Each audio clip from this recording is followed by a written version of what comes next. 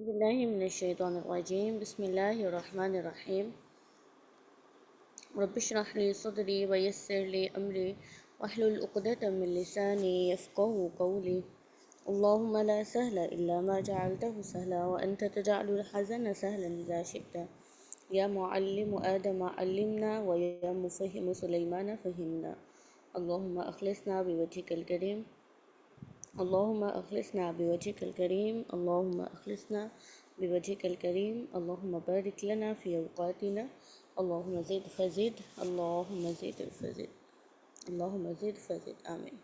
تو ہمارا ٹاپک ہے وقف کا بیان، ٹھیک ہے، اور ہمارا پیج نمبر ہے 105۔ یہ ہم نے کتاب سے جو ہے وہ الحمدللہ مکمل پڑھ لیا تھا کل، تو کچھ چیزیں ہیں وہ میں آپ کو دوبارہ سے جو ہے وہ ریوائز کر لیتے ہیں۔ یہ 105 میں نے پیج دیکھا، تو پیج شاید آگے پیچھے دیکھ دیا، ٹھیک ہے، یہ ہمارا 108 تقریباً پیج بنتا ہے۔ اچھا، ایک جو لفظ تھا نا، یہ کلمہ غیر موصولہ کے آخر پر سانس اور آواز کا توڑنا، تو پتہ نہیں ایسے میرے ذہن میں ایسے آ رہا تھا کہ آپ لوگوں کو پتہ نہیں یہ بات کلیئر ہوئی ہے یا نہیں، تو اسے میں ایک بار ریپیٹ کرنا چاہوں گی، ٹھیک ہے۔ یہ کلمہ غیر موصولہ کے آخر پہ سانس توڑنا، کل بھی میں نے ایسے سمجھایا تھا جیسے فی ما ہے نا، فی ما، اینما، ان، اللہ جیسے کلمات ہیں۔ تو اب اس میں کیا ہے، کوئی بھی کلمہ دیکھ لیتے ہیں، فی ما دیکھ لیتی ہوں۔ فی ما کو ہم اگر دیکھیں قرآن پاک میں، یہ موصول بھی ہے اور غیر موصول بھی ہے، اور وقف کہاں پہ ہوتا ہے؟ غیر موصول کے آخر پر۔ یہی قاعدہ ہے کہ وقف کہاں ہوتا ہے؟ غیر موصول کے آخر میں۔ اب یہ فی جو ہے یہ آگے غیر موصول ہے، یہاں وقف ہو سکتا ہے، ما بھی غیر موصول ہے، یہاں بھی وقف ہو سکتا ہے، اور یہ فی جو ہے یہ غیر موصول ہے، یہاں وقف نہیں ہو سکتا، ٹھیک ہے، اور ما جو ہے یہ آگے غیر موصول ہے، ما آگے کسی سے نہیں جڑا ہوا، تو یہاں وقف ہو سکتا ہے، ٹھیک ہے۔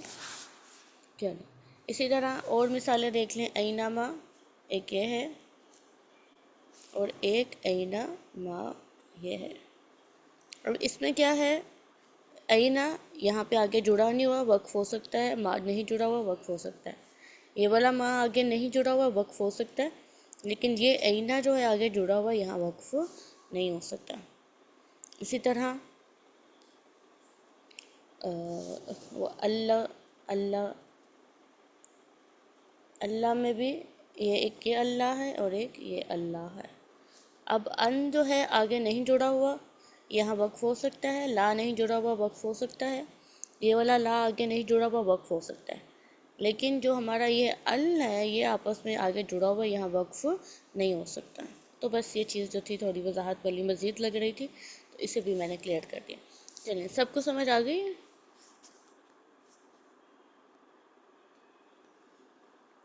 چلیے شاباش، جلدی سے جواب دیں، سب کو سمجھ آ گئی؟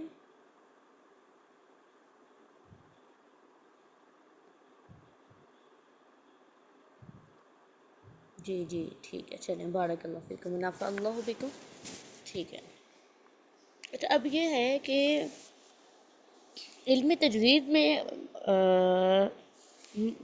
ماہر ہونے کے لیے ہمارے پاس 4 علوم کا جاننا ضروری ہے، ٹھیک ہے۔ اب یعنی کہ میں آپ کو یہ بات اس لیے سمجھا رہی ہوں کہ آپ سارے یہاں پہ یہی سوچ کے آئے ہیں نا کہ ہم علم تجوید حاصل کریں، تو علم تجوید میں ایکسپرٹ صرف قول و سدید پڑھ کے نہیں بن سکتے، اس میں آپ ایک تو علم تجوید خود ہی پڑھیں گے، اس کے لیے آپ کافی ساری کتابیں پڑھتے ہیں، جیسے قول و سدید ہے، تنویر تجوید ہے، قول المفید ہے، آسان علم تجوید ہے، فوائد مکیہ ہے، جزریہ ہے، تحفۃ الاطفال ہے، قصیدہ خاقانیہ ہے، اور بھی بہت ساری کتابیں ہیں، ٹھیک ہے۔ تو آپ یہ علم تجوید کے لیے پڑھتے ہیں۔ دوسرا علم ہے علم معرفت الوقف، ٹھیک ہے۔ یہ ابھی کچھ لیکچرز ہم اس پہ بار بار اس لیے ہی کر رہے ہیں تاکہ وقف کی اہمیت کا آپ کو اندازہ ہو جائے۔ اور تیسرا علم ہے علم رسم عثمانی، ٹھیک ہے۔ اب جیسے ابھی آپ نے دیکھا کہ اگر آپ کو یہ پتہ ہو کہ اللہ ہے یا اللہ ہے، تو پھر ہی آپ درست وقف کر سکتے ہیں۔ فار ایگزامپل، ایک شخص ہے، ایک بچہ ہے، وہ نابینا ہے، وہ حفظ کر رہا ہے، ٹھیک ہے۔ اب اس نے حفظ کر لیا، اب اس کو یہ نہیں پتہ کہ اس نے اللہ لفظ یاد کیا ہے، اللہ قرآن پاک میں ایسے لکھا تھا کہ ایسے لکھا تھا، ٹھیک ہے، تو اس کو کبھی بھی وہ وقف کرے گا تو ممکن ہے کہ وہ غلط کرے. تو جیسے اللہ نے جلی ہم بچتے ہیں، اللہ نے خفی سے بچتے ہیں، ویسے ان الہان سے بچنا بھی ضروری ہے، ٹھیک ہے. تو اس لیے رسم عثمانی کا جاننا انتہائی ضروری ہے، تاکہ آپ کو پتہ ہو کہ قرآن پاک میں کون سا لفظ کیسے لکھا ہوا ہے، ہر قرآن پڑھنے والے کو، اسپیشلی اگر وہ استاد ہے. اور چوتھا علم ہے علم قراءات، ٹھیک ہے. تو علم قراءات کیا ہے؟ یہ اس بات کا علم ہے کہ اللہ سبحانہ و تعالیٰ نے کون کون سے کلمہ میں کون کون سی مختلف قراءات کو نازل فرمایا ہے، اور اس کو ہم کیسے پڑھیں گے اور کس کے نام سے پڑھیں گے. تو صرف آپ جو ہے اس ٹائم ایک علم پر فوکس کریں، علم تجوید. تو اگر آپ علم تجوید پہ فوکس کرے ہیں تو علم تجوید جو ہے وہ مکمل نہیں ہے. آپ ساری زندگی بھی صرف یہی کتابیں پڑھتے رہیں گے، مخارج صفات اور حمزہ اور اجتماع ساکنین اور ہا اور وقف اور یہ ساری چیزیں بس ہوں.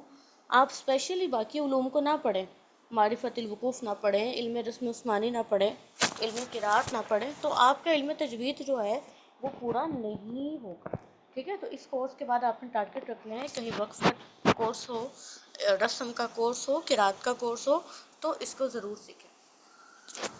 تو یہ پہلی بات تھی جو میں نے آپ کو بتانی تھی. دوسری بات یہ ہے کہ کیا قرآن پاک میں بھی کوئی وقف کی جو ہے وہ دلیل ہے؟ تو اللہ سبحانہ و تعالیٰ قرآن پاک میں کیا کہتے ہیں؟ استغفر اللہ، ورتل القرآن ترتیلا، ٹھیک ہے، ورتل القرآن ترتیلا. تو جب اللہ تعالیٰ ترتیل، اب آپ دیکھیں قرآن پاک میں ہم کبھی بھی نہیں پڑھیں گے اللہ کہہ رہے ہو قرآن پاک کو تفسیر سے پڑھو، کبھی بھی آپ کو یہ لفظ نہیں ملے گا قرآن پاک میں لکھا ہوا. ترتیل کا لفظ ملتا ہے، اللہ تعالیٰ کہتے ہیں وَرَتَّلْنَاهُ تَرْتِيلًا وَرَتِّلِ الْقُرْآنَ تَرْتِيلًا. ترتیل جو ہے اس کا حکم ملتا ہے، لیکن قرآن پاک میں آپ کو کبھی تفسیر کا یا قراءت کا یا خصوصاً تجوید کا کوئی بھی آپ کو اس طرح کا نہیں ملے گا، ٹھیک ہے. تو یہ اب ہم ترتیل کے لفظ کو سمجھتے ہیں، ہم پہلے بھی سمجھ چکے ہیں لیکن آج دوبارہ سمجھ لیتے ہیں. ترتیل کا لفظ کیا ہے؟ حضرت علی اس کی جو تفسیر کرتے ہیں وہ تجوید الحروف ہے، ٹھیک ہے، تجوید الحروف ہے اور معرفت الوقوف ہے. تو یہ جو ترتیل کا لفظ ہے یہ اس چیز کی دلالت ہے کہ اللہ تبارک و تعالیٰ نے قرآن پاک کو پڑھنے کا حکم جو دیا ہے اس میں صرف یہ نہیں ہے کہ آپ الفاظ سیدھے کریں، اس میں وقف صحیح ہونا ضروری ہے. اور دیکھیں وقف کسی انسان کا تبھی صحیح ہوگا نا جب اس کو قرآن پاک کی سمجھ ہوگی، اور سمجھ کیسے آئے گی؟ جب وہ تفسیر کرے گا، ٹھیک ہے. اور تجوید الحروف تب پوری ہوگی جب اس کو قراءت بھی آتی ہوگی، جب اس کو نحو و صرف بھی آتا ہوگا، ترکیب آتی ہوگی. تو یہ جو رتل کا لفظ ہے یہ انتہائی جامع لفظ ہے، انتہائی جامع لفظ ہے، یہ سارے علوم کو کور کر لیتا ہے، ٹھیک ہے. اور تجوید الحروف، معرفت الوقوف جو اس کی تفسیر کی ہے حضرت علی رضی اللہ تعالیٰ عنہ نے، وہ سارے علوم کو کور کر کے اپنے اندر، ٹھیک ہے. تو ورتل القرآن ترتیلا یہ جو ہے علم وقف پر قرآن کی انتہائی جامع دلیل ہے. اسی طرح احادیث میں اگر ہم دیکھیں تو متعدد احادیث اس بات پہ ملتی ہیں کہ آپ صلی اللہ علیہ وسلم صحابہ کرام کو قرآن پاک کی تجوید کے ساتھ ساتھ وقوف کی معرفت بھی سکھاتے تھے، اور وقوف کا اہتمام کرنا اجماع صحابہ سے ثابت ہے. آپ صلی اللہ علیہ وسلم نے ایک بار ایک خطیب کو سنا، وہ خطیب کہہ رہا تھا، دھیان سے سنیے کیا کہہ رہا تھا من یطع اللہ ورسولہ فقد رشد ومن یعصہما، ٹھیک ہے. دوبارہ سے، من یطع اللہ ورسولہ فقد رشد ومن یعصہما. ایک ہی سانس میں اس نے کیا کہا کہ من یطع اللہ ورسولہ فقد رشد ومن یعصہما، جس نے اللہ اور اس کے رسول کی اطاعت کی، فقد رشد ومن یعصہما، اور جس نے ان دونوں کی نافرمانی کی، آگے اس نے کچھ بھی نہیں کہا، ومن یعصہما پر آ کر وہ رک گیا. تو آپ نے اس کو مذمت کی اور فرمایا بئس خطیب القوم انت، تم اپنی قوم کے کتنے خراب خطیب ہو، تم یہ کیوں نہیں کہتے من یطع اللہ ورسولہ فقد رشد، یعنی کہ جس نے اللہ اور اس کے رسول کی اطاعت کی فقد رشد، تو وہ صحیح تحقیقاً رشد پا گیا. وَمَن يَعْصِهِمَا فَقَدْ غَوَىٰ، یعنی کہ راشدہ پہ رکو، اور وَمَن يَعْصِهِمَا فَقَدْ غَوَىٰ، اور جس نے ان دونوں کی نافرمانی کی تو تحقیق وہ گمراہ ہو گیا. تو یہ تم پوری بات کرو. اس سے کیا سمجھ آتی ہے؟ اس سے یہ سمجھ آتی ہے کہ ایک شخص عام خطاب کر رہا ہے، ایک عام بات کر رہا ہے، اور بات کرتے کرتے وہ غلط جگہ پہ رک گیا ہے، تو آپ نے عام بول چال میں بھی غلط وقف جو ہے اس کو پسند نہیں کیا، اور اس کو فوری اس کو سمجھایا کہ تم نے صحیح نہیں کہا، اور ساتھ ہی اس کو تنبیہ بھی کرتی کہ تم اس جملے کے بجائے جملے کو اس انداز میں بولو. تو یہاں سے کیا سمجھ آتا ہے؟ یہاں سے یہ سمجھ آتا ہے کہ بول چال میں اتنی احتیاط آپ صلی اللہ علیہ وسلم نے دیکھی ہے، تو کیا ایسا ممکن ہے کہ اتنی بڑی کتاب اللہ سبحانہ و تعالیٰ کا کلام، اس میں وقف جہاں مرضی کرنے کی اجازت ہو؟ تو ایسا بالکل بھی ممکن نہیں ہے. ٹھیک ہے. اچھا، اب ہمارے پاس اس پہ بہت ساری حدیث ہیں، لیکن ہم بس اس حدیث پہ ہی اکتفا کریں گے. اب علم وقف جو ہے یہ ہمارے پاس پہنچا کیسے؟ ہمیں کیسے پتہ چلے گا کہ علم وقف جو ہے وہ کیسے، کہاں وقف کرنا ہے، کہاں وقف نہیں کرنا؟ تو سب سے پہلے یہ ہے کہ من حیث الادا، جیسے تجوید من حیث الادا ہے، جہاں آپ صلی اللہ علیہ وسلم نے جس کلمہ کو پڑھ کے سنایا، جیسے ادا کر کے دکھایا، ویسے صحابہ کرام نے سیکھا، ویسے پھر آگے چلتا رہا. تو اسی طرح اوقاف میں بھی سب سے پہلے ہم من حیث الادا دیکھتے ہیں کہ آپ صلی اللہ علیہ وسلم نے صحابہ کرام کو جو پڑھ کر سنایا، یا صحابہ کرام سے سنا، یا نماز میں پڑھایا، تو جہاں جہاں اہتمام سے اوقاف کیے تو ہم بھی وہاں پر اوقاف کریں گے. ان کو کہتے ہیں من حیث الادا والے اوقاف. اور پھر من حیث القواعد ہیں. من حیث القواعد سے مراد ہیں وہ لوگ جنہوں نے وقف کرنے کے قاعدے بنائے کہ یہاں وقف ہو سکتا ہے، اور پھر اس کے اوپر جو ہے وہ مستقل کتابوں کو لکھا، تو وہ سارے وقوف جو ہیں وہ من حیث القواعد میں شامل ہیں. پھر ہم نے کل دیکھ لیا تھا کہ وقف اختیاری کیا ہوتا ہے. وقف اختیاری ہوتا ہے کہ پڑھنے کے دوران اپنے اختیار سے، اپنے ارادے سے، بغیر کسی بھی عذر کے استراحت کی جگہ، ایسی جگہ وقف کرنا جہاں بات پوری ہو گئی ہو. ٹھیک ہے. وقف اختیاری ہوتا ہے پڑھنے کے دوران اپنے اختیار سے، اپنے ارادے سے، بغیر کسی عذر کے استراحت کے لیے وقف کرنا وقف اختیاری کہلاتا ہے. یہ اسکرین پہ کون رائٹ کرے؟ پلیز اسکرین رائٹ نہیں کریں. اچھا، میں آپ کو یہ بات سمجھا دوں،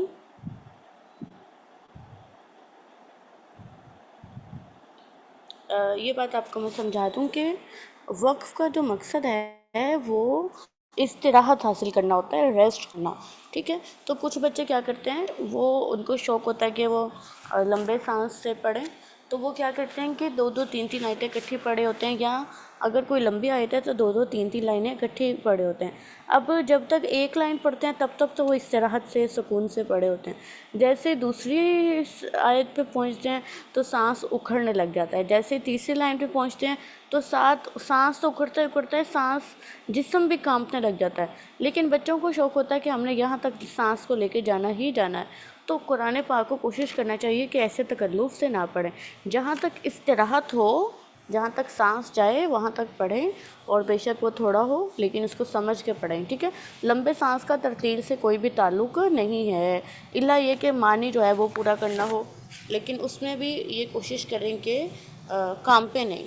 ٹھیک ہے. اور سانس کانپتا نہیں چاہیے، سانس جو ہے وہ پھولنا نہیں چاہیے. یہ میرا اپنا ہی ہاتھ کھڑا ہوا ہے. اچھا ٹھیک ہے. یہاں تک کی باتیں سمجھ آ رہی ہیں؟ میں نے کیا بتائی ہیں، ہلکی پھلکی باتیں، اس لیے ہلکے پھلکے انداز میں ہی کریں.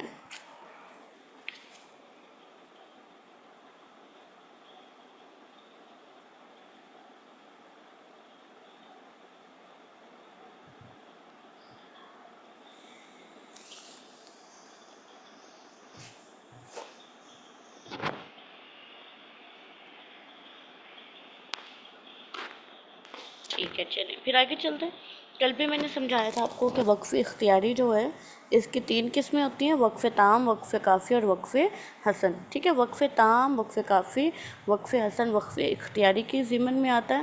اور تام کیا ہوتا ہے آپ کو معلوم ہے، کافی کیا ہوتا ہے یہ بھی معلوم ہے، اور حسن کیا ہوتا ہے آپ کو یہ بھی معلوم ہے۔ اچھا ٹھیک ہے، اب ہم وقف تام کی کوئی دلیل دیکھ لیتے ہیں۔ تو میں نے کل آپ کو ویسے ڈسکشن میں سمجھایا تھا، ریکارڈ نہیں کیا تھا۔ وہ یہ تھا کہ اگر آپ الحمدللہ رب العالمین الرحمن الرحیم مالک یوم الدین ایاک نعبد و ایاک نستعین، تو ایاک نعبد و ایاک نستعین میں نئی بات شروع ہو رہی ہے۔ مالک یوم الدین الحمدللہ رب العالمین، وہ اللہ تعالیٰ جن کے لیے ساری تعریف ہے، وہ کون ہے؟ رب العالمین ہے، الرحمن الرحیم ہے، مالک یوم الدین ہے۔ یہاں تک اللہ تعالیٰ کا جو تعارف ہے وہ چل رہا تھا، تو یہاں پر وقف کرنا وقف تام ہے۔ ٹھیک ہے، بات یہاں پہ پوری ہو رہی ہے۔ اور وقف تام جو ہے وہ زیادہ تر کہاں پہ ہوتا ہے؟ سورت کے اینڈ پہ ہوتا ہے۔ ٹھیک ہے، اکثر اوقات وقف تام سورت کے اینڈ پہ ہوتا ہے، اکثر اوقات جہاں پہ واقعات پوری ہوتے ہیں، جیسے ایک رکوع شروع ہوا، وہ اس میں حضرت ہود علیہ السلام کا تذکرہ شروع ہو گیا، تو جہاں پہ حضرت ہود علیہ السلام پورا تذکرہ چل رہا ہوگا، اس تذکرے کے اینڈ پہ جا کر جو وقف ہوگا وہ وقف تام ہوگا۔ رؤوس آیات پہ بھی ہوتا ہے، بعض اوقات آیت کے آخر پہ ہوتا ہے، آیت کے درمیان میں اس طرح سے وقف تام نہیں آتا۔ زیادہ تر یہ کہاں پہ آتا ہے؟ سورت کے اختتام پہ آتا ہے، یا کوئی کہانی یا کوئی واقعہ یا کوئی ذکر جو چل رہا ہو، اس کے متعلقات جب مکمل ہو جائیں تو وہاں پر کیا جانے والا وقف وقف تام کہلاتا ہے۔ ٹھیک ہے، اچھا اب اس کی دلیل کیا ہے؟ اس کی دلیل وہ ہے کہ حضرت جبریل علیہ السلام نبی کریم صلی اللہ علیہ وسلم کے پاس آئے، اور وہ جو 7 حروف والی حدیث ہے نا، اور فرمایا کہ قرآن کو ایک لغت پہ پڑھیں، تو حضرت میکائیل علیہ السلام نے کہا کہ نبی کریم صلی اللہ علیہ وسلم آپ ایک کی بجائے زیادہ طلب کریں، تو حضرت جبریل علیہ السلام نے فرمایا کہ 2 حرف پر پڑھیں، پھر زیادہ کا سوال کیا گیا تو 3، اور ہوتے ہوتے معاملہ جو ہے وہ 7 حروف تک پہنچ گیا، اور حضرت جبریل علیہ السلام نے فرمایا یہ قرآن پاک 7 حروف پر نازل کیا ہے، اور سب ہی حروف شافی اور کافی ہیں، یہاں تک کہ عذاب کی آیت کو آیت رحمت سے اور آیت رحمت کو آیت عذاب سے نہ ملایا جائے۔ تو یہ جو لائن ہے نا اس حدیث کے آخر میں کہ آیت رحمت کو آیت عذاب سے یا آیت عذاب کو آیت رحمت سے نہ ملایا جائے، تو اس کا مطلب یہ ہے کہ اگر ایک معنی چل رہا ہو تو وہاں وقف کر کے پھر اگلا معنی شروع کیا جانا چاہیے۔ ایک ہی سانس میں جو ہے وہ 2 آیتوں کو نہیں پڑھنا چاہیے، جب دونوں کا مفہوم الٹا ہو، یعنی کہ دونوں کا مفہوم جو ہے جب ایک دوسرے کے اگینسٹ ہو تو وہاں پہ وقف کریں، اور اس وقف کو وقف تام کہتے ہیں۔ ٹھیک ہے، اور وقف تام کی دلیل یہ، اب ہم یہاں سے یہ سمجھ آیا کہ وقف تام کی تعلیم نبی کریم صلی اللہ علیہ وسلم کو حضرت جبریل علیہ السلام کے ذریعے دی گئی تھی۔ پھر ہمارے وقف اختیاری کی دوسری قسم ہوتی ہے وقف کافی۔ ٹھیک ہے، وقف کافی ہم نے پڑھ لیا تھا، کسی کلمہ پر اس طرح وقف کرنا کہ اس کا اپنے ماں باپ سے معنوی تعلق تو ہو لیکن لفظی تعلق نہ ہو۔ تو اس بات کا مطلب یہ ہے کہ جملہ تو ختم ہو جائے، ٹھیک ہے، جملہ تو ختم ہو جائے لیکن مضمون جو ہے وہ بھی ختم نہ ہوا ہو۔ تو ابھی ہم نے بات کی جیسے ایک کوئی کہانی شروع ہو رہی ہے، ٹھیک ہے، کوئی بھی ایک قصہ کسی کو شروع ہو رہا ہے، تو اب وہ ایک رکوع تک جا رہا ہے، اب درمیان میں چل رہا ہے، چھوٹے چھوٹے حصے جو ہیں وہ وقف کافی میں شمار ہوں گے۔ اس کے علاوہ اگر ہم قصص کے علاوہ اس کی اگزامپل دیکھیں، جیسے اللہ تعالیٰ کہتے ہیں الا انہم ہم السفہاء ولکن لا یعلمون، تو الا انہم ہم السفہاء، یہاں پر وقف لگا ہوا ہے، ولکن لا یعلمون، تو یہاں پر بھی وقف ہے آیت کا، تو الا انہم ہم السفہاء۔ اب یہاں پر کیا ہے، اگر یہاں پہ کوئی وقف کرتا ہے تو لفظی تعلق تو نہیں ہے ولکن لا یعلمون، لیکن معنوی تعلق ہے۔ اسی طرح دیکھیں فی قلوبہم مرض فزادہم اللہ مرضا، تو فی قلوبہم مرض یہ ایک بات ہے، فزادہم اللہ مرضا اس ہی بات کی دوسری بات فزادہم اللہ مرضا ہے۔ تو اگر کوئی مرضا پر وقف کرنے کی بجائے مرضن پہ پیچھے کرتا ہے تو یہ اس طرح چھوٹے چھوٹے حصے بنا کے جو پڑھے جاتے ہیں یہ وقف کافی ہے۔ اسی طرح اگر کوئی کہتا ہے ربنا تقبل منا انک انت السمیع العلیم، تو ربنا تقبل منا پر وقف کرتا ہے، آگے انک انت السمیع العلیم ہے، تو بات تو جاری ہے، مضمون تو جاری ہے لیکن لفظی تعلق نہیں ہے، اور اس میں ابتدا ہوتی ہے، اس وقف کو وقف کافی کہتے ہیں۔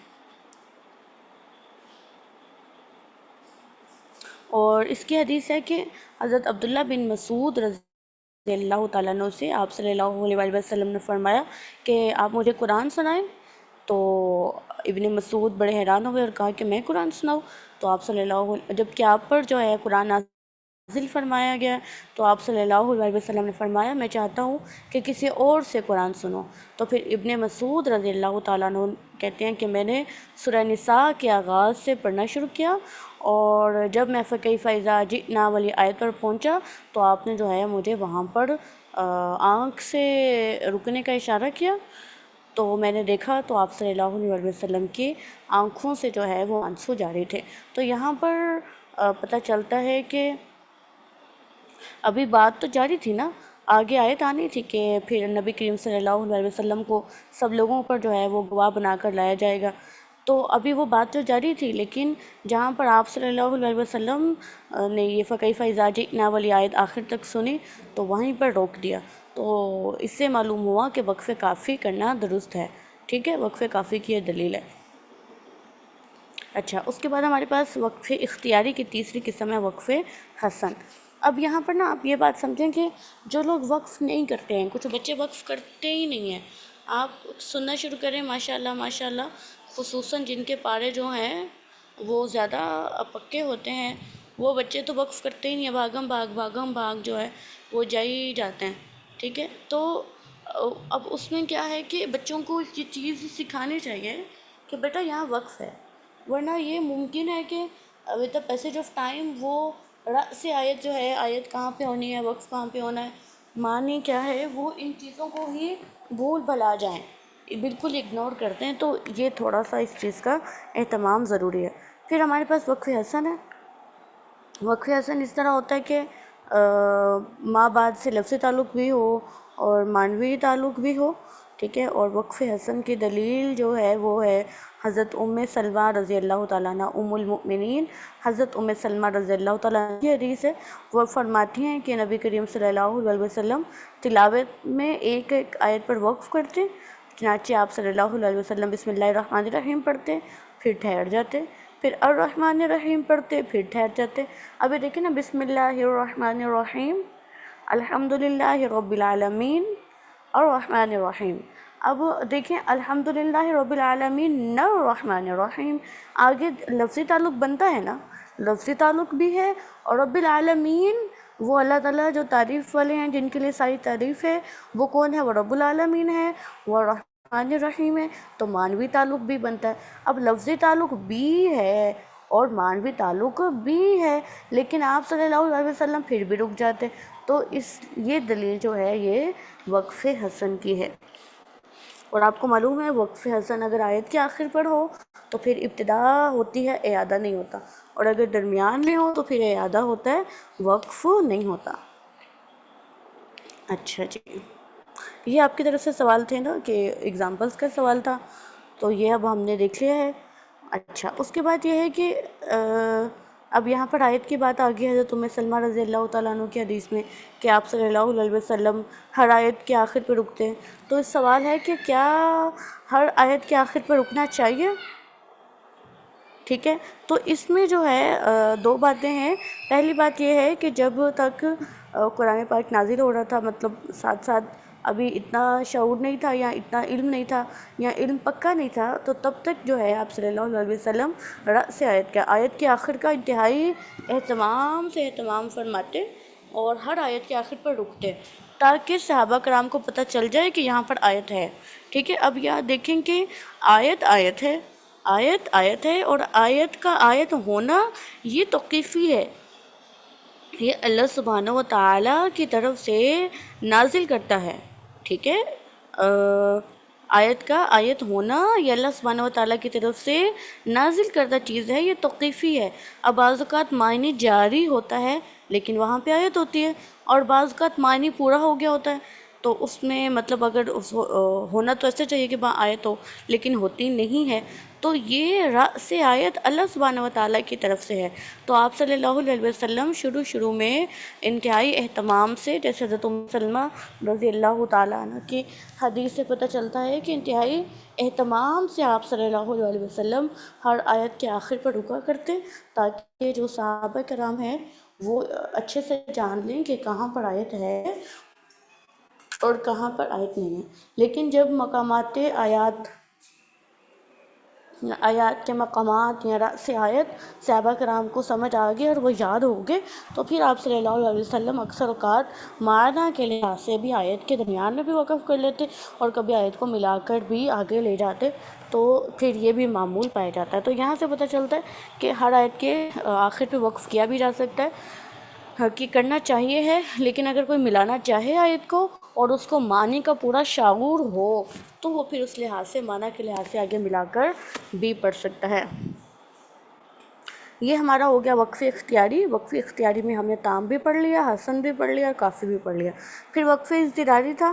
وقف اضطراری وہ ہوتا ہے دوران تلاوت کسی بھی جگہ پر وقف کر دینا، اور یہ وقف بغیر ارادے کے ہوتا ہے، ٹھیک ہے۔ وقف اضطراری بغیر ارادے کے ہوتا ہے اور ایک دم سے ایسی جگہ پہ ہو جاتا ہے یہاں پہ نہ تو مضمون پورا ہو رہا ہوتا ہے اور نہ ہی بات پوری ہو رہی ہوتی ہے، لیکن کسی مجبوری کی وجہ سے، سانس کی تنگی کی وجہ سے، سانس کے پھول جانے کی وجہ سے، کھانسی کی وجہ سے، یا چھینک کی وجہ سے، یا ہچکی کی وجہ سے، یا ایک دم جیسے ذہن جو ہے سگنل دینا بند کر دیتا ہے کسی ڈر، خوف یا آواز، شور وغیرہ کی وجہ سے انسان اچانک سے رک جاتا ہے بغیر ارادے کے، تو اس طرح کا مجبوری کی غرض سے کیا گیا وقف وقف اضطراری کہلاتا ہے، کیونکہ اس وقف کی بنا جو ہے وہ مجبوری ہے، یہ وقف مجبوری کی بنا کیا جاتا ہے، تو پھر یہ جائز ہے، ٹھیک ہے۔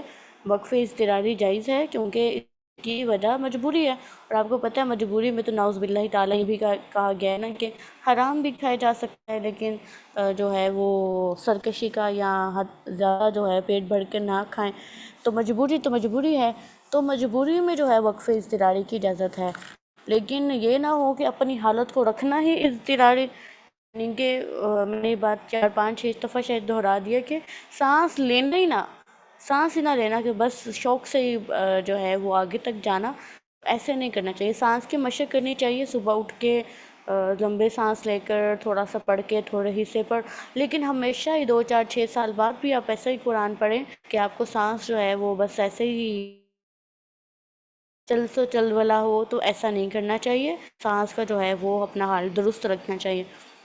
اچھا، وقف اضطراری کرنے سے کیا ہوتا ہے؟ کبھی تو ایسا ہوتا ہے وقف اضطراری کرنے سے پہلی بات تو یہ ہو سکتی ہے کہ کلام کا مطلب بھی نہ سمجھ آئے، ٹھیک ہے، اور کلام کا مطلب خراب ہو جائے، یعنی کہ آپ وقف کریں اور وقف کرنے سے بات بالکل بے معنی ہو جائے، بالکل بے معنی بات ہو جائے، یا یہ ہو سکتا ہے، یا پھر یہ ہو سکتا ہے کہ آپ وقف کریں اور وقف کرنے سے کوئی معنی بنے اور وہ جو معنی ہے وہ اللہ تعالیٰ کی مراد کے خلاف ہو، ٹھیک ہے۔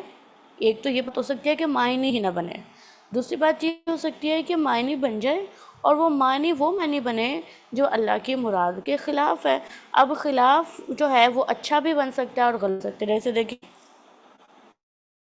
یہ جو ہے نہیں حضرت موسیٰ علیہ السلام والا واقعہ، قرۃ عین لی ولک لا تقتلوہ، ٹھہریں ذرا میں آپ کو یہ بات سمجھا دوں، کیونکہ خلاف جو ہے وہ خراب معنی بنے گی تو بہت ساری مثالیں بنیں گی، یہ اچھا معنی بن جاتا ہے اللہ کی مراد کے خلاف، تو یہ بھی ناجائز ہے، یہ بھی نہیں بننا چاہیے۔ جیسے دیکھیں یہ ہے عین لی ولک، یہاں وقف ہے لا تقتلو، تم اسے نہ قتل کرو، ٹھیک ہے۔ اب اگر کوئی بندہ یہاں وقف لائے عین لی ولک لا، تو اس کا مطلب بنے گا کہ وہ جو فرعون کی بیوی تھی موسیٰ علیہ السلام، اس کی آنکھوں کے، اس نے کہا کہ عین لی میری آنکھوں کا تارا ہوگا اور والا کا لا، اور تمہاری آنکھوں کا تارا نہیں ہوگا، تو یہ معنی بنتا ہے کہ جو موسیٰ علیہ السلام ہیں وہ فرعون کی بیوی کی آنکھوں کے ہوں گے اور فرعون کی آنکھوں کے تارے نہیں ہوں گے، یہ بات تو درست ہے، ویسے تو درست ہے، لیکن بات یہ ہے کہ اللہ تعالیٰ یہاں پہ یہ نہیں کہنا چاہ رہے، اللہ تعالیٰ یہ کہنا چاہ رہے ہیں کہ اس کی بیوی نے یہ کہا عین لی والا کا، میرے اور تمہارے دونوں کا تڑا ہوگا، اور لا تقتلو، تم اس کو قتل نہ کرو. تو لا جو ہے اگر پیچھے سے تو اس کا کوئی اور معنی بن جاتا ہے. تو اس طرح کا وقف کرنا کہ معنی اللہ کی مراد کے خلاف ہو جائے، اللہ سبحانہ و تعالیٰ کی مراد کے خلاف معنی ہو جائے، بے شک وہ اچھا ہو یا بے شک وہ اچھا نہ ہو، تو یہ دونوں ہی اچھی بات نہیں ہے. اور کوشش کرنا چاہیے کہ اضطراری کیفیات سے بچیں اور ایسی جگہ پہ وقف نہ کریں. لیکن اگر کرنا پڑ جائے تو آپ کو معلوم ہے پھر کیا ہوگا، پھر اعادہ ہوگا. اور وقف کبھی جو ہے وہ وقف اضطراری کے اندر آتا ہے. وقف کبھی وقف اضطراری کے اندر آتا ہے.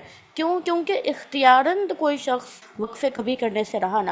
اختیاراً تو ایک ہوا بندہ کبھی بھی وقف کبھی نہیں کرے گا. تو وقف کبھی جو ہے وقف اضطراری کے اندر آتا ہے. اور آپ کو اور وقف کبھی کے اندر یہ بھی شامل ہے کہ وقف کبھی میں یہ بھی شامل ہے کہ ماں بعد کا مفہوم، ماں قبل کا مفہوم ماں بعد سے کاٹ کے پڑ گیا. دیکھیں مضاف ہے تو مضاف کو مضاف الیہ سے کاٹ دینا، حرف جار کو مجرور کاٹ دینا. ٹھیک ہے، جیسے حرف عطف مضاف الیہ سے کاٹ دینا. ٹھیک ہے، شرط پر بغیر جزا کے وقف کر دینا. اس طرح کی جو بھی چیزیں ہیں یہ ساری وقف کبھی میں آتی ہیں. ٹھیک ہے، مضاف کو مضاف الیہ سے کاٹ کے پڑھنا، مجرور الیہ سے کاٹ کے پڑھنا، حرف عطف کو معطوف الیہ سے کاٹ کے پڑھنا، شرط کو بغیر جزا کے پڑھ دینا، موصول کو بغیر صلہ کے پڑھ دینا، عدد کو بغیر معدود کے پڑھ دینا. یہ ساری چیزیں جو ہیں وقف کبھی کے اندر آتی ہیں. تو اس سے آپ کو یہ سمجھ آ رہی ہے کہ آپ کو جو علم ترکیب ہے یا صرف و نحو ہے یہ آنا ضروری ہے تاکہ آپ کو معلوم ہو، پھر ہی پوری تجوید ہو سکتی ہے. تجوید صرف تجوید نہیں ہے کہ آپ کے مخارج ٹھیک ہو جائیں گے، صفات ٹھیک ہو جائیں گے تو تجوید پوری ہو جائے گی. تو تجوید صرف یہ چیزیں نہیں ہیں، یہ ساری چیزیں جو ہیں اس کے اندر آتی ہیں. اس کے اندر آپ کا عقیدہ بھی آتا ہے. ٹھیک ہے، کل بھی میں نے آپ کو وہ جو ہے مثال دی وہ بولی ان اللہ لا یستحی ان یضرب مثلا ما بعوضة فما فوقها. تو ان اللہ لا یستحی پر وقف کر دینا تو نعوذ باللہ تعالی کتنا زیادہ خراب معنی بن رہا ہے. تو اس طرح کے کام جو ہیں وہ درست نہیں ہیں تلاوت قرآن میں. تو تلاوت قرآن انتہائی ذمہ داری ہے، اور خصوصاً قرآن کے لیے جو استاد ہے تفسیر کا ہے، حدیث کا ہے، قرآن کا ہے، تجوید کا ہے، قرات کا ہے، اس کے لیے تلاوت قرآن انتہائی ذمہ داری کی بات ہے. اس کا تجوید ٹھیک ہو، اس کے تلفظ ٹھیک ہو، لحن جری ٹھیک ہو، لحن خفی ٹھیک ہو، اس کا وقت درست ہو، وقف میں اس کا عقیدہ درست ہو، اس کی تفسیر ٹھیک ہو، اس کی جو بھی ہے نئے ابحاث ہیں اس پر اس کو عبور حاصل ہو. ٹھیک ہے، اسی طرح اس کو رسم کا بھی پتہ ہو، اس کو آیت کا بھی کہاں آیت ہے کہاں نہیں ہے. تو یہ سارے علوم جو ہیں یہ ہمارے سیکھنے کے ہیں، اور صرف ایک علم سے جو ہے وہ انسان سب کچھ نہیں سیکھ سکتا.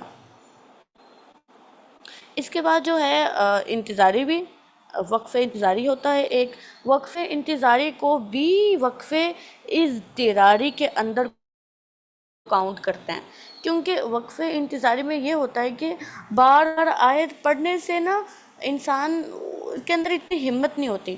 یعنی کہ جب آپ قرات پڑھ رہے ہوتے ہیں تو جو لوگ قرات پڑھ رہے ہیں ان کو ہی معلوم ہوگا کہ جب آپ پوری پوری آیت کو بار بار پڑھتے ہیں تو آپ کے اندر اسٹیمنا نہیں رہتا، اس لیے وضو کو جمع کیا جاتا ہے. تو وہ جو اضطرار اندر شروع ہو جاتا ہے بے چینی، تو اس کو ختم کرنے کے لیے ہم وقفے نہیں کر لیتے ہیں. تو وقف انتظاری کو بھی وقفے جو ہے اس اندر اضطراری میں شامل کیا جاتا ہے. اسی طرح جو ہمارا وقف اختباری ہے جو آزمائش یا امتحان وغیرہ کے لیے ہوتا ہے، ممتحن یا استاذ کے لیے یا افادے کے لیے یا استفادے کے لیے، تو وقف کا ماحول نہیں ہوتا پھر بھی وقف کرا لیا جاتا ہے. تو یہ وقف بھی وقف اضطراری میں آتا ہے. تو ابھی تک میں نے آپ کو کیا سمجھایا ہے؟ وقف اختیاری کے اندر تام بھی آتا ہے، حسن بھی آتا ہے، اور کافی بھی آتا ہے. پھر اس کے بعد میں نے آپ کو سمجھایا وقف اختیاری کے بعد وقف اضطراری. وقف اضطراری جو ہے اس کے اندر سب سے پہلے تو وقف کبھی آتا ہے، پھر مزید اس کو کھول کے دیکھیں تو وقف انتظاری اور وقف اختباری بھی وقف انتظاری کے اندر ہی شمار ہو جاتے ہیں. اچھا، اب اگر ہم یہ دیکھیں کہ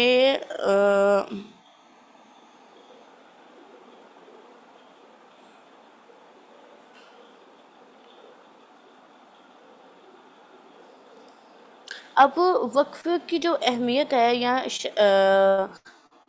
اس کی حیثیت کیا ہے، وقف جو ہے وقف کی حیثیت کیا ہے؟ تو وقف کی حیثیت یہ ہے کہ وقف کا درست ہونا اس لیے ضروری ہے کہ قرأت میں بہتری آئے، ٹھیک ہے، قرأت میں بہتری آئے، قرأت کے معنی میں بہتری آئے، اور معنی کے ذریعے جو تلاوت کا حسن ہے وہ برقرار رہے۔ اس کے سلسلے میں امام جزری رحمہ اللہ تعالیٰ نے ایک اتنا زبردست اصول دیا ہے۔ امام جزری نے کچھ بڑے بہترین جو ہے اپنی کتاب مقدمہ میں شعر لکھے ہیں، ان میں سے ایک شعر یہ بھی ہے وَلَيْسَ فِي الْقُرْآنِ مِن وَقْفٍ وَجَبٍ وَلَا حَرَامٌ غَيْرَ مَا لَهُ سَبَبٌ۔ قرآن پاک میں نہ ہی کوئی وقف کرنا واجب ہے اور نہ ہی حرام ہے۔ قرآن میں کہیں بھی وقف کرنا واجب نہیں ہے، نہ ہی حرام ہے، غیر ما لہ سبب، الا یہ کہ اس کے لیے کوئی سبب پایا جاتا ہو۔ یعنی کہ سبب کیا ہو سکتا ہے؟ معنی، اگر معنی ایسا ہے کہ وہاں پہ وقف کرنا واجب نہ رہا تو پھر واجب ہو جائے گا وقف کرنا۔ اگر معنی ایسا بن رہا ہے کہ حرام تو وقف کرنا حرام ہو جائے گا۔ سانس ٹوٹ گیا ہے یا کوئی بھی اختیاری وقف ہے آپ کا، انتظاری ہے یا اختباری ہے، یہ سارے اسباب ہیں نا، تو قرآن میں کوئی بھی وقف نہ ہی واجب ہے نہ ہی حرام ہے۔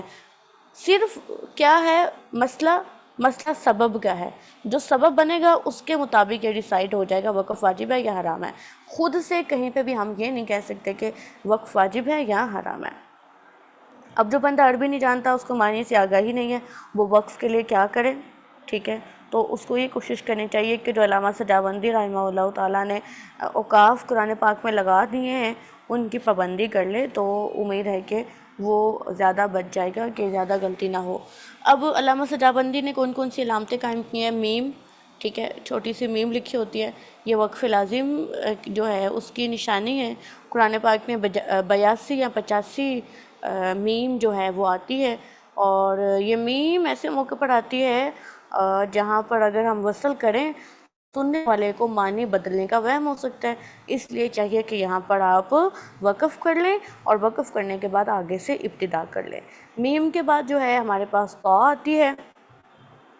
یہ طا جو ہے قرآن پاک تقریباً 3510 مواقع پر آتی ہے، اور یہ طا ایسے موقع پر آتی ہے جہاں پہ کلام ختم ہو گیا ہوتا ہے، اور یہاں پر بھی جو ہے ما بعد سے ابتدا کرنا بہتر ہوتا ہے۔ لیکن میم اور طا کا فرق یہ ہے کہ میم میں بہتر یہ ہوتا ہے کہ آپ وہاں پر وقف ہی کریں، لیکن طا میں اگر ہم وصل کر لیں تو بھی کوئی حرج نہیں ہوتا۔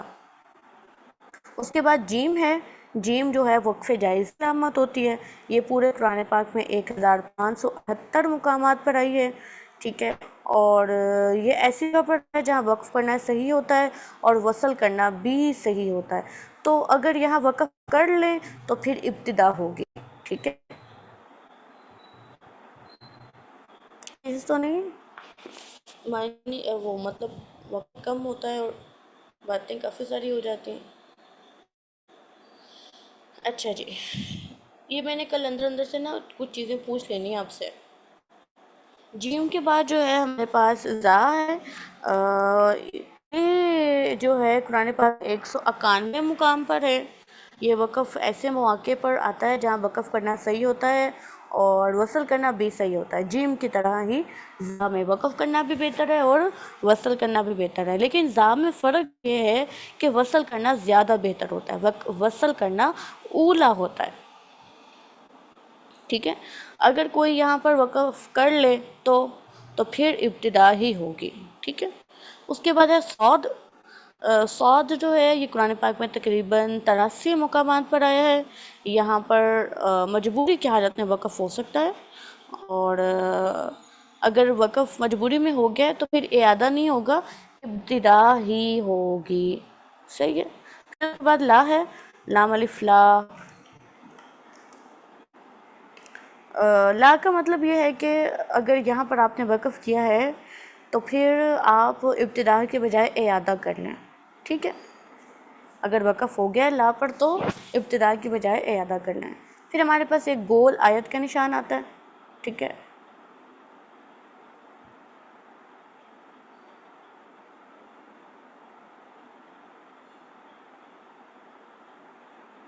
جو گول آیت ہے وہاں پہ وقف کرنا بہتر ہوتا ہے، جیسے نبی کریم صلی اللہ علیہ وسلم کا جو معمول ہے وہ پتہ چلتا ہے۔ اچھا، اب یہ جو ہمارے پاس علامتیں ہیں نا، طا، میم، جیم، ز، صاد، جو میں نے آپ کو بتائی ہیں، لا، یہ جو ہے یہ سارے معنی کو دیکھ کر لگائی گئی ہیں، ٹھیک ہے، اور ان کا جو ہے وہ اہتمام کرنا چاہیے۔ پھر کچھ مزید وقوف ہیں، جیسے وقف نبی ہے، ٹھیک ہے، یہ وہ وقف ہیں جو نبی کریم صلی اللہ علیہ وسلم سے مختلف احادیث کے ذریعے مروی ہیں۔ وقف نبی سے مراد ایسا وقف ہوتا ہے جہاں پر نبی کریم صلی اللہ علیہ وسلم نے قرآن پاک پڑھتے ہوئے وقف فرمایا، ٹھیک ہے، اور یہ تقریباً 14 جگہوں پر ہے، اور یہ عموماً جو ہے آیت کے درمیان میں آتا ہے۔ اور یہاں پر وقف کرنے سے کیا ہوتا ہے کہ زیادہ معنی خوبصورت ہو جاتا ہے، اور یہاں پر وقف کرنا پسندیدہ ہے، مستحب ہے۔ اوپر جا رہے ہیں ایان، یہاں پر وقف نبی پر وقف کرنا پسندیدہ ہے، مستحب ہے۔ پھر ہے وقف جبریل یا وقف منزل۔ سخاوی رحمہ اللہ تعالیٰ فرماتے ہیں کہ مناسب ہے کہ قرآن کی تلاوت کرنے والا وقف جبریل سے واقف ہو۔ وقف جبریل کا دوسرا نام وقف منزل بھی ہے، اور یہ وہ اوقاف ہیں جہاں پر نزول قرآن کے وقت حضرت جبریل علیہ السلام نے وقف فرمایا، اور پھر آپ صلی اللہ علیہ وسلم نے حضرت جبریل علیہ السلام کی اتباع میں وقف فرمایا، جیسے سورہ آل عمران میں قل صدق اللہ، یہاں پر جو ہے وقف جبریل لگا ہوا ہے۔ یہ قرآن پاک میں تقریباً 13 جگہوں پر ہے۔ پھر ہے وقف غفران۔ یہ آپ نے دیکھا ہوگا کہ قرآن پاک کی سائڈ پر حاشیے میں لکھا ہوتا ہے کہ وقف غفران ہے، ٹھیک ہے، تو وقف غفران کا مطلب یہ ہے کہ اگر تلاوت کرنے والا اس جگہ پر اللہ سبحانہ و تعالیٰ سے دعا مانگے تو وہ قبول ہوگے،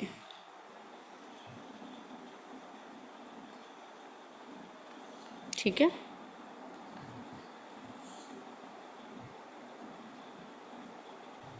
جیسے دیکھیں انما یستجیب الذین یسمعون، یہاں پر وقف کرنا جو ہے وہ وہاں پر وقف غفران لگا ہوا ہے، اور وقف غفران ہے جو تقریباً قرآن پاک میں 10 مقامات پر ہے۔ پھر وقف کفران ہے۔ وقف کفران جو ہے یہ وہاں پر لگایا جاتا ہے جہاں پر وقف کرنا صحیح نہیں ہوتا۔ اگر آپ وقف کریں تو معنی اللہ تعالیٰ کی مراد کے خلاف ہو جاتا ہے، ٹھیک ہے، یا اللہ سبحانہ و تعالیٰ کی شان الہی کے خلاف معنی بن جاتے ہیں، جیسے وقف کبھی یا عقبہ میں ہوتے ہیں۔ تو اگر کہیں پر وقف کفران لکھا ہو تو پھر اس سے بچنا چاہیے، ٹھیک ہے۔ اور ہاں اگر کبھی وقف کفران آیت کے اوپر لگا دیں تو پھر کوئی حرج نہیں ہے۔ اچھا، یہاں پہ ایک اور وقف ہوتا ہے وقف معانی کا۔ اس میں کیا ہوتا ہے کہ تین نقطے جو ہے نا وہ آگے پیچھے آتے ہیں۔ معانقہ ہوتا ہے نا گلے لگنا، دو لوگ معانقہ میں دو لوگ جو ہیں وہ آپس میں گلے لگتے ہیں، تو معانقہ میں یہ ہوتا ہے کہ 2 علامتیں اکٹھی آتی ہیں 3 نقطوں والے، یہ بھی اکثر لگا ہوا ہوتا ہے قرآن پاک میں، ٹھیک ہے۔ تو اس میں کیا ہے، اس میں جو جائز طریقے ہیں اس میں یہ ہوتا ہے کہ آپ وصل اول فصل ثانی کر سکتے ہیں، ٹھیک ہے، یا فصل اول وصل ثانی پڑھ سکتے ہیں، فصل کل نہ کریں، ٹھیک ہے۔ چلے میں ایسا کرتی ہوں کہ یہ آپ کو معانقہ ایک بار جلدی سے سمجھا دیتی ہوں۔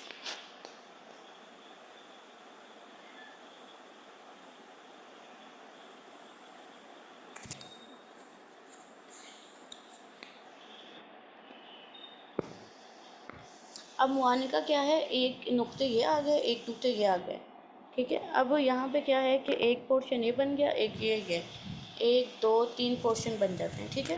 تو اب یہاں پر کیا ہے، آپ فصل کل نہ کریں، ہر جگہ پہ وقف نہ کریں، یعنی کہ یہاں بھی وقف کیا، یہاں بھی وقف کیا، یہاں بھی وقف کیا، فصل کل نہ کریں، اور باقی 3 طریقے جو ہیں وہ صحیح ہیں۔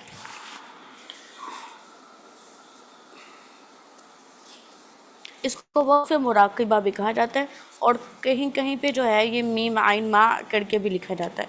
یہ قرآن پاک میں تقریباً 35 جگہوں پہ آیا ہے، ٹھیک ہے۔ پھر ہمارے پاس وقف کی دوسری اقسام ہے، وہ آپ کو پتہ ہے، اسکان، اشمام، روم، ٹھیک ہے، اسکان اشمام روم جو ہے اس کے بارے میں بھی بہت ساری باتیں ہیں، جیسے کافی چیزیں ہیں، فتح نصب میں روم اشمام کیوں نہیں ہوتا، اور کافی کچھ ہے، وقف بالالحاق ہے، بالتشدید ہے، بالاظہار ہے، بالادغام ہے، وقف بالعقل ہے، کافی چیزیں ہیں، سکتہ کیا ہوتا ہے، ابتداء کیا ہوتی ہے، اعادہ کیا ہوتا ہے، قطع کیا ہوتا ہے، تو یہ ساری باتیں ہیں۔ اللہ تعالیٰ آپ کو توفیق دیں، ٹھیک ہے، جتنی ہو سکی وہ ہم نے ڈسکس کر لی ہیں۔ باقی یہ ہے کہ کوئی بھی علم تبھی آتا ہے جب آپ اس علم کو مکمل پڑھتے ہیں، ٹھیک ہے، ایک کلاس میں، ایک سیشن میں، ایک گھنٹے میں کوئی بھی علم نہیں آتا ہے، اور آپ اس علم کو پڑھتے ہیں، اس کی اپنی تلاوت اور پریکٹس کرتے ہیں، اور اپنے آپ کو عادی بناتے ہیں کہ آپ اس چیز کی ہی مطابق قرآن پڑھیں۔ جیسے کچھ لوگ جو ہیں وہ پڑھتے تو تجوید ہیں اتنے اتنے سال، لیکن جب تلاوت کرتے ہیں، جب نماز میں قرآن پڑھتے ہیں تو فٹافٹ منہ کے اندر ہی پڑھ لیتے ہیں، ٹھیک ہے، تو اس میں کیا ہے کہ اس کا فائدہ، اس تجوید کے پڑھنے کا کوئی فائدہ نہیں ہے۔ اب کچھ لوگ جو ہیں وہ اتنی زیادہ تجوید سیکھتے ہیں، لیکن جب تجوید اپنی تلاوت کرنے لگتے ہیں تو وہ پھر قرآن پاک منہ بند کر کے پڑھے ہوتے ہیں، بس فنگر رکھ کے، 1 سے پاڑے، 2 پاڑے، 4 پاڑے، 6 پاڑے، 8 پاڑے، ٹارگٹ پورا کرے ہوتے ہیں، قرآن کو تجوید کے ساتھ پڑھ ہی نہیں رہے ہوتے جو اتنے سالوں سے تجوید سیکھی ہوتی ہے۔ یا پھر ایسا ہوتا ہے کہ کچھ لوگ تجوید تو پڑھ لیتے ہیں اور 2 سال بھی لگا لیتے ہیں، صوت القرآن میں لگا لیا، تعلیم القرآن میں لگا لیے، یا پھر لیول 1 2 3 میں 2 سال کا وہ کورس پڑھ لیا، یا وفاق کا پیپر، یا وٹ ایور کچھ بھی پڑھ لیا، لیکن مسئلہ یہ ہوتا ہے کہ جب وہ پڑھتے ہی نہیں ہیں پھر، یعنی کہ وہ تجوید کو صرف کلاس کی حد تک رکھتے ہیں، کلاس میں آئے، کلاس میں پڑھا، تجوید کے ساتھ سنایا، کوئی مجلس ہوگی، کوئی محفل ہوگی، تلاوت کر لی، لیکن روز اٹھ کے قرآن پڑھنا، اپنا ذاتی قرآن پڑھنا، بغیر کسی کلاس کے، بغیر کلاس کے قرآن کو زندگی میں شامل کر کے پڑھنا، وہ کام نہیں کرتے ہیں۔ اس وجہ سے کیا ہوتا ہے، تجوید ان کی کبھی بھی بہتر نہیں ہوتی ہے، ٹھیک ہے، تو یہ ساری چیزیں جو ہیں یہ انتہائی ضروری ہیں، اور جو بھی سیکھیں اس کو تلاوت میں شامل کرنا، اور اس کے مطابق ہی قرآن پڑھنا، تفسیر پڑھی ہے، حدیث پڑھی ہے، یا اپنے معنی آتا ہے، روٹ ورڈز آتے ہیں، صرف و نحو آتی ہے، تجوید آتی ہے، وقف آتا ہے، رسم آتا ہے، ہر چیز کو ادائیگی پر لا کر اپلائی کرنا، یہ پھر اصل چیز ہے۔ اور جب انسان ایسے قرآن پڑھتا ہے تو پھر کیا ہے کہ قرآن پاک دل کے زنگ کو دور کرتا ہے۔ آپ کو پتہ ہے لوہے کے زنگ، جب لوہے کو زنگ لگ جاتا ہے تو اس کا زنگ دور کرنا کتنا مشکل کام ہوتا ہے، بہت مشکل کام ہوتا ہے، ٹھیک ہے، اور اس کے اوپر مسلسل تحقیقات جاری ہیں کہ کوئی ایسی چیز نکالی جائے جس سے لوہے کو زنگ جو ہے وہ نہ لگے۔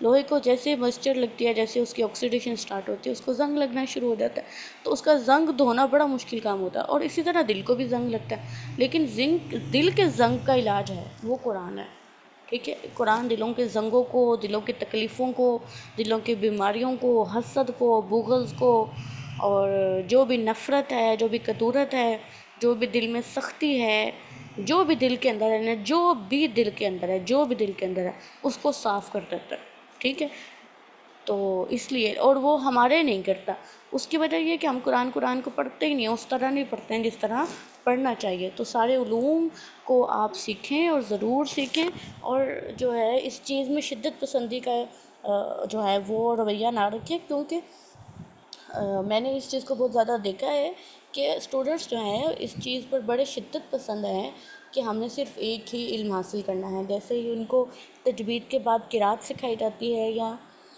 کوئی اور علم سکھایا جاتا ہے تو وہ یہ سمجھ رہے ہوتے ہیں کہ یہ ضروری نہیں ہے، یہ ضروری نہیں ہے، باجی اتنا کافی ہے۔ تو دیکھیں قرآن پڑھنے والے ہی اس کو غیر ضروری کہہ دیں گے تو پھر کون پڑھے گا؟ چلیں بس یہاں تک کافی ہے۔ تقبل اللہ تعالیٰ منا و منکم، وآخر دعوانا ان الحمد للہ رب العالمین۔ السلام علیکم ورحمۃ اللہ وبرکاتہ۔